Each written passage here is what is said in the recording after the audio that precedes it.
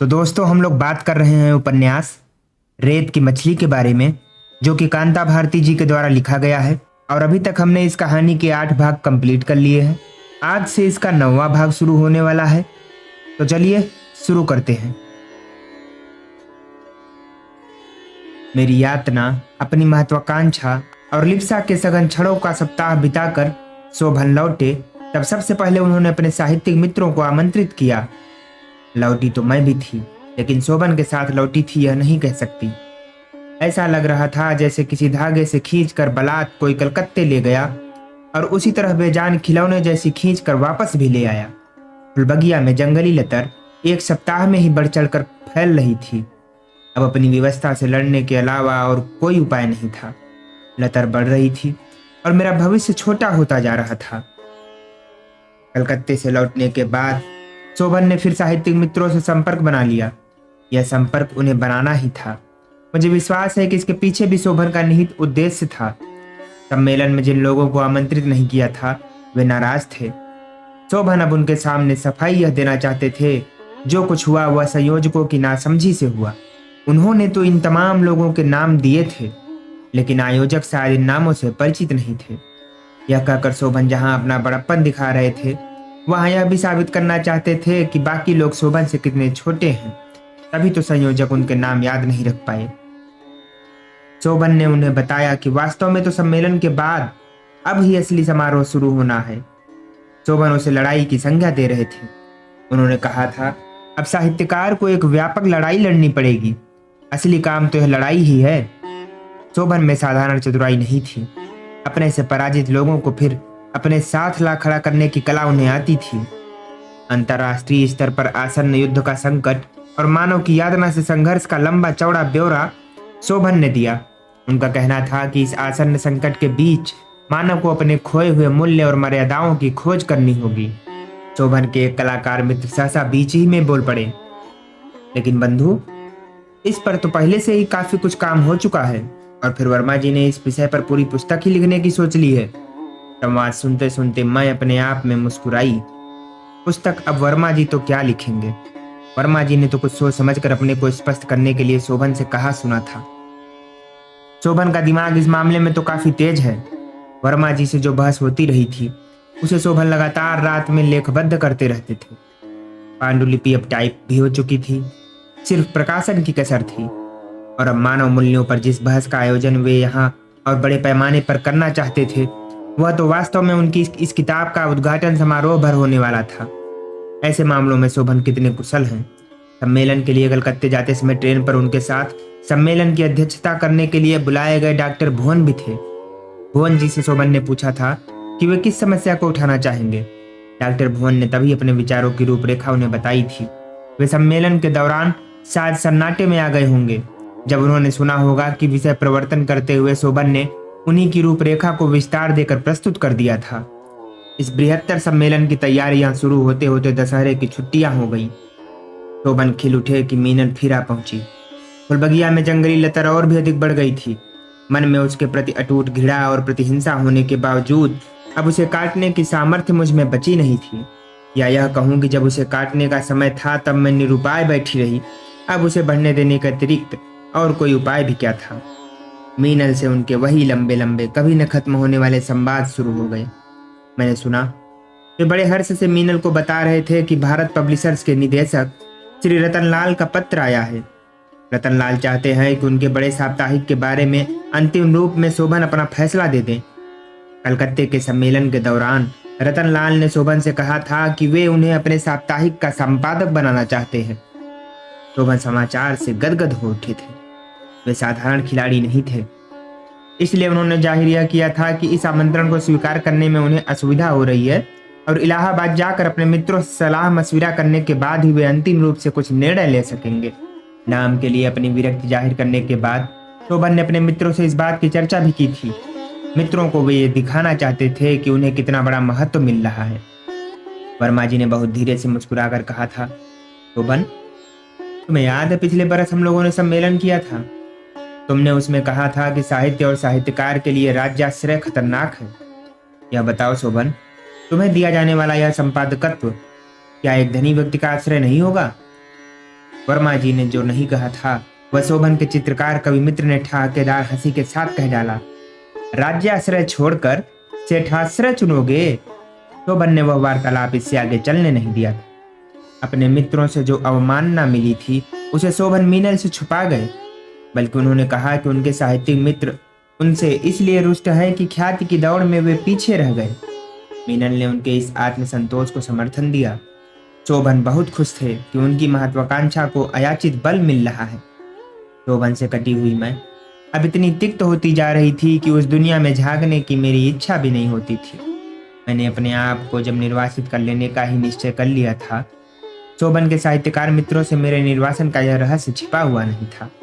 बहुत कम बोलने वाले वर्मा जी ने एक बार संकेतों से कहा था कि पाली हुई बिल्ली कभी चेहरे पर भी पंजा मार देगी। मीनल का ध्यान इन व्यावसायिक संवादों में नहीं लग रहा था और शोभन को तब तक संतोष होने वाला नहीं था जब तक वे पूरी तरह मीनल को यह न समझा देते कि पत्रिका की जिम्मेदारी को संभालने के बाद न केवल शोभन अतिरिक्त प्रतिष्ठा ही अर्जित कर सकेंगे, बल्कि मीनल और उनके संबंध भी अधिक गहरे और अधिक उन्मुक्त हो सकेंगे। शोभन को जिसकी बहुत प्रतीक्षा थी वह पत्र रतनलाल की ओर से उनके पास आ गया। रतनलाल ने लिखा था, वे सपरिवार नैनीताल जा रहे हैं। अच्छा होगा कि शोभन वहीं आ जाएं।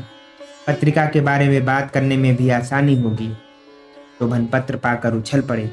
उत्साह में वे ये भूल गए कि मैं भी उसी समय वहां थी। मुझे देखकर उन्होंने अपने आप को संभाल लिया। बात बदलते हुए बोले, कितना अच्छा होगा कि अब हम लोग बहुत दिनों के बाद हमारा सोचा हुआ संभव हो जाएगा। कब बुलाया है? मीनल ने पूछा। कब? शोभन ने रतनलाल का पत्र मीनल के आगे बढ़ाकर कहा, बस जितनी जल्दी हम लोग चल सकें। वे लोग तो नैनीताल पहुंच भी चुके होंगे। मैं तो अभी चल सकती हूँ, मीनल ने उत्साह से कहा। शोभन ने अब मेरी ओर देखा। मेरी उपस्थिति मात्र से शोभन अव्यवस्थित हो रहे थे। अनमने स्वर में मुझसे बोले, अभी इतनी जल्दी कैसे जा सकते हैं? कुंतल को काफी तैयारी करनी पड़ेगी। नहीं, मैं नहीं जाना चाहती, आप दोनों हो आइए, मैंने उपेक्षा से कहा। शोभन माने नहीं, मान सकते भी नहीं थे, बल्कि उनके लिए उस समय मेरा साथ न जाना घातक भी हो सकता था। शोभन मीनल को ही ले जाना चाहते थे। मीनल और उनके लिए यह सुअवसर पके फल की तरह जैसे ऊपर से आ टपका था। नैनीताल की पृष्ठभूमि से अधिक उपयुक्त उनके स्नेह संबंध के लिए और हो ही क्या सकता था। लेकिन मीनल को अकेले ले जाने लायक साहस उनमें नहीं था। रतनलाल का भी परिवार वहां था। शोभन यह भी जानते थे कि रतनलाल विवाह संबंध से बाहर शोभन का संबंध पसंद नहीं करेंगे। बहुत बड़ा स्थान, समृद्धि की बहुत बड़ी सीढ़ी उन्हें मिलने जा रही थी। उस सीढ़ी के लिए वे ऐसा कोई खतरा किसी भी कीमत पर लेने को तैयार नहीं थे। मेरे सामने समस्या कोई नहीं थी, केवल अपनी पराजय की व्यथा ही थी। उनके आग्रह का सामना करने के लिए मेरे पास सीधे कोई तर्क नहीं था। मेरा ध्यान तोरू की ओर गया। मैंने थोड़ी तिक्तता के साथ कहा, नैनीताल में काफी सर्दी पड़ेगी, तोरू के पास तो गर्म कपड़े तक नहीं है। तो क्या हुआ, वहीं नैनीताल चलकर ले लेंगे, शोभन ने कहा। थोड़ी सी ऊन खरीद लेना, उससे तोरू के लिए स्वेटर बुन लेना, मीनल ने कहा। तब तक उसे साल उड़ा लेना। मेरा मन जल उठा, क्षोभ से गला रुंध गया। यह कैसी नियति है? सब कुछ मेरा है, फिर भी मैं उसे अपनी एकमात्र बच्ची तोरू के लिए प्राप्त नहीं कर सकती। शोभन प्रसन्न की कटुता को समझ गए थे, इसलिए उन्होंने तुरंत बात बदल दी। और कोई समय होता तो शोभन का रुख बिल्कुल ही दूसरा होता। इस समय तो वो किसी भी कीमत पर स्थिति संभालने को आमादा थे। सारी बात भूलकर उन्होंने अतिरिक्त आत्मीयता दिखाते हुए मुझसे कहा कि तुम्हें तो चलना ही होगा। मैंने मन में सोचा था कि यात्रा के बीच मन बदल जाएगा, नई जगह पहुंचूंगी तो नया वातावरण अवसाद को अपने आप ही समेट लेगा, लेकिन ऐसा कुछ हुआ नहीं। रास्ते भर मेरा अवसाद और अधिक बढ़ता गया। मुझे याद आ रहा था जब शादी के बाद पहली बार शोभन मुझे इसी रास्ते से नैनीताल लाए थे। तब से इतने वर्षों पहले ही उस कुंतल और आज की इस कुंतल में एक जैसा कुछ भी नहीं बचा था। शोभन मीनल से सटे हुए खिड़की से बाहर देख देख कर इस तरह बातें कर रहे थे कि देखने वाला उन्हें ही पति पत्नी समझता। पता नहीं यात्रियों ने ध्यान दिया था या नहीं। मैं उनके सामने किसी आया से अधिक शायद ही कुछ लग रही थी। बीच बीच में मन का दर्द उभरता तो मैं तोरू को सीने में भींच लेती। रास्ते भर एक बार भी शोभन की ओर चेहरा घुमाने की मेरी इच्छा नहीं। स्टेशन पर खासी सर्दी थी। डब्बे के अंदर मौसम उतना सर्द नहीं लग रहा था। बाहर निकलते ही मैंने देखा तोरू की नन्ही नन्ही उंगलियां सर्दी के कारण नीली हो आई थी। मन कचोट उठा। शोभन ने एक बार भी इस बात पर ध्यान नहीं दिया कि तोरू को सर्दी भी लग रही होगी। स्टेशन से बाहर निकलकर हम लोग टैक्सी में बैठे। मैंने सोचा कि अब शायद शोभन पहले बाजार की ओर चले और तोरू के लिए कुछ गर्म कपड़े खरीदे, लेकिन शोभन ने टैक्सी वाले को सीधे नैनीताल चलने का आदेश दिया। मेरा मन चित्कार कर उठा। मुझसे रहा नहीं गया। हार कर मैंने कहा, जरा ठहरो। शोभन ने मेरी ओर प्रश्नसूचक दृष्टि से देखा। मैंने तिक्तता को दबाते हुए कहा, तोरू को इतनी सर्दी लग रही है, पहले कुछ गर्म कपड़े क्यों नहीं खरीद लेते? बात कहने के बाद क्षोभ और शर्म से मेरी कनपटियां जल उठी। कंठ में उभरती हुई रुलाई को बड़े यत्न से मैंने रोका। बेबी के लिए कपड़े खरीदे गए, लेकिन मैं समझ रही थी कि उसके पीछे शोभन की मजबूरी भले रही हो, उनका उत्साह नहीं था। कपड़े खरीदने के बाद हम नैनीताल के लिए रवाना हो गए। मुझे ऐसे लगने लगा था जैसे मैं पहले से भी ज्यादा अकेली हो गई हूँ। एकमात्र तोरू को छोड़कर टैक्सी की खिड़कियों से बाहर दिखते दृश्यों में मुझे सबसे ज्यादा अपनापन नजर आ रहा था। नैनीताल पहुंचते पहुंचते सूरज ढल चुका था और भीगी हुई सर्दी आसपास लौटने लगी थी। तोरू को सावधानी से गोद में समेटकर मैंने अपने दोनों पैर झील में लटका दिए। पानी बहुत ठंडा था, लेकिन मेरी जलती हुई अंतरात्मा को उससे शीतलता मिल रही थी। अभी अभी यहाँ शोभन भी थे। 1 मिनट में आने को कहकर वे उठ गए। इस बार बुरा नहीं लगा। ऐसा लगा एक कड़वाहट मेरे पास बैठी थी जो अब उठकर कहीं चली गई। एकांत से मुझे थोड़ा आश्वासन भी हो रहा था। यह झील डूबने के लिए भी तो काफी है, मैंने सोचा। लेकिन फिर मैंने यह भी सोचा कि पराजय की जिन गहराइयों में मैं डूब चुकी हूँ, उनसे इस झील की गहराई कहीं कम है। सच तो यह है कि डूबना अब दोबारा नहीं होगा। लहर डुबाकर, झकझोर कर, निष्ठुर होकर जिस बिंदु पर छोड़कर लौटी है, वहीं से अपना रास्ता शुरू होता है। शीतल धवल अपनी छाती पर खेलकर नीचे धकेल दी गई जलधारा पत्थर, बालू और मिट्टी की कब्र से बाहर आएगी। हरितिमा की अमर बेल खा गई, लेकिन जीवन शक्ति के तंतु अभी भी जीवित हैं। शोभन की प्रतीक्षा निरर्थक थी। प्रतीक्षा करने की इच्छा भी नहीं थी। सूरज ढलते ढलते चूंकि सर्दी और अधिक हो जाने का डर था, इसलिए मैं तोरू को लेकर झील के किनारे से लौट पड़ी। एक जगह मैं यह सोचकर संतुष्ट भी हुई कि शोभन और मीनल जब वहां लौटेंगे तो मुझे न पाकर निराश होंगे। होटल पहुंची तो मालूम हुआ कि भारत पब्लिशिंग हाउस के रतनलाल जी का संदेश आया हुआ था। रात को भारत पब्लिशिंग हाउस के मालिक की ओर से शोभन और श्रीमती शोभन को डिनर पर बुलाया गया था। श्रीमती शोभन देखकर मन जल उठा। जी में आया कि मैं उस स्लिप को फाड़ दूं। निमंत्रण तो शोभन और मीनल के लिए होना चाहिए था। श्रीमती शोभन नाम का एक पद अवश्य था, लेकिन उस पद पर अगर मीनल न थी तो मैं भी नहीं थी। काफी रात गए शोभन लौटे। कमरे का दरवाजा खुलने से पहले मुझे हंसी सुनाई दी। मीनल हंस रही थी। इस तरह हंस रही थी जैसे गुदगुदाया जा रहा हो। दरवाजा अंदर से बंद नहीं था, लेकिन खोलने के लिए मैं उठी नहीं। शोभन अंदर आए। आसपास उन्होंने इस तरह देखा जैसे कमरे में मेरा और तोरू का अस्तित्व ही न हो।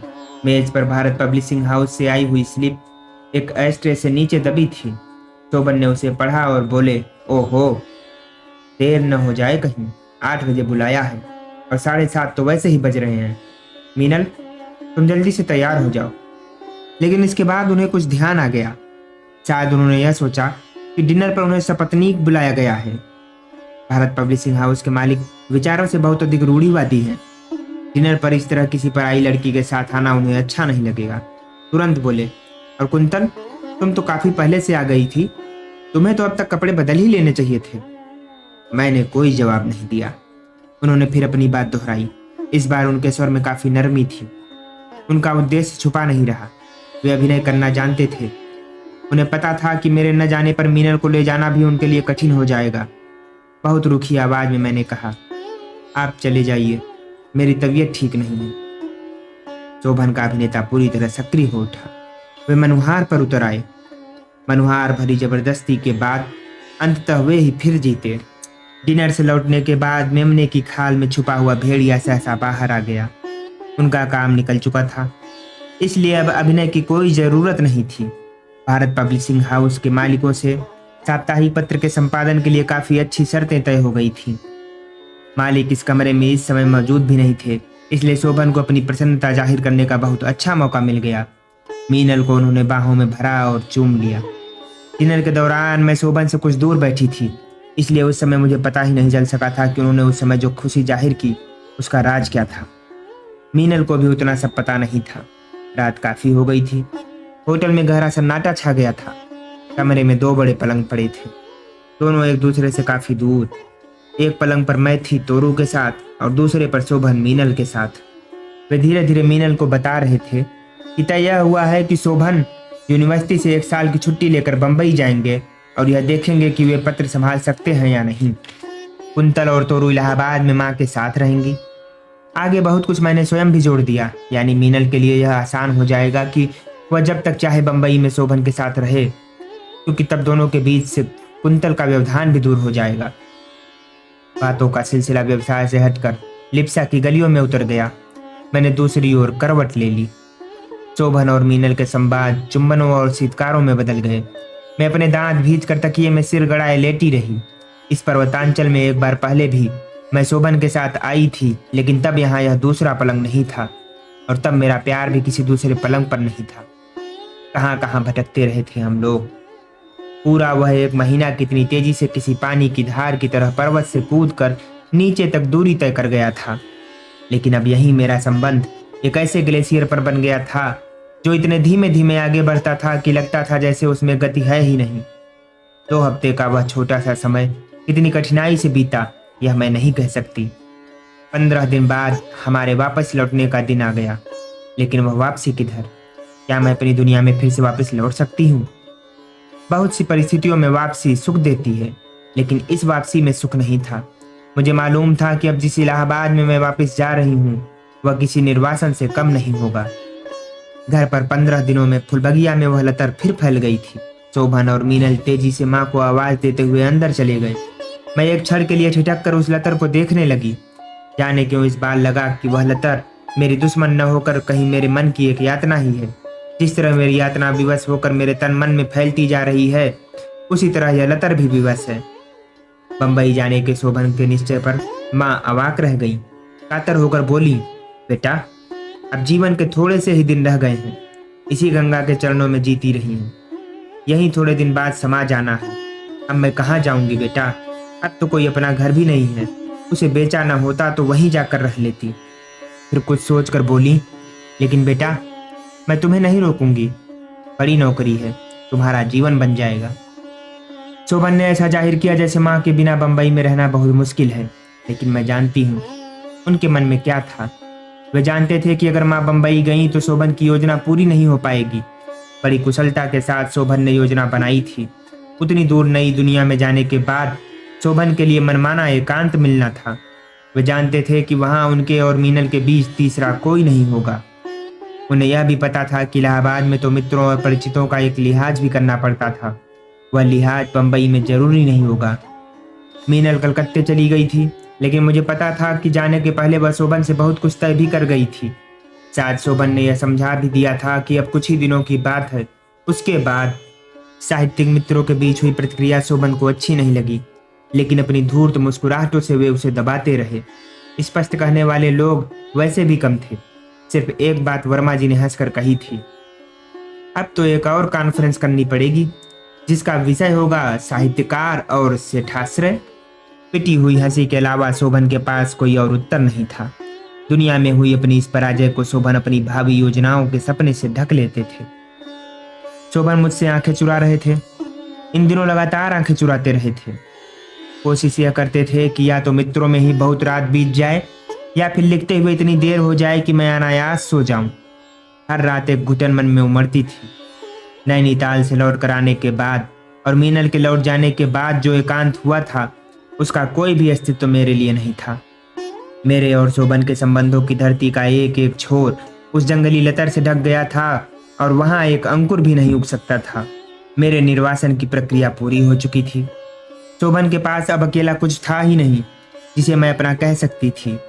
कई दिन मैंने सोचा और इस बात की कोशिश भी की कि तोरू को जल्दी सुलाकर मैं शोभन से कुछ बातें करूं, लेकिन इसका अवसर नहीं आया।